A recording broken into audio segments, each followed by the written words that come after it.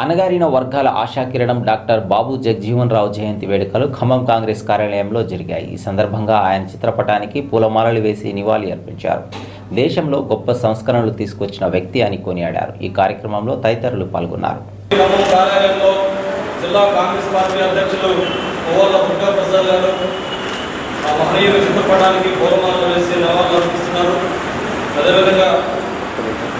Corporation chairman గిడ్డంగుల royal Nageswararao గారు, దక్షిణరావు గారి యొక్క చిత్రపటానికి పూలమాలలు వేసి నివాళులర్పిస్తున్నారు.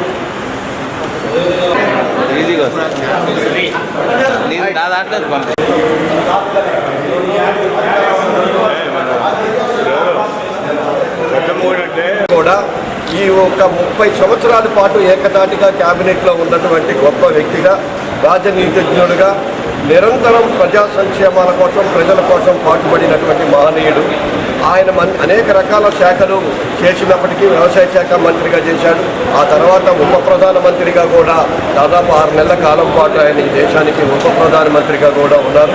కానీ దీని అన్నిటికంటే కూడా ఇండో పాక్ యుద్ధం సమయంలో మరి ఆయన రక్షణ మంత్రిగా ఉండి ఆ రోజు ఆయన తీసుకున్నటువంటి అనేక కీలక నిర్ణయాల వల్లనే మరి ఆ రోజు సమస్యలన్నిటికీ కూడా పరిష్కార మార్గం దొరకడం జరిగింది.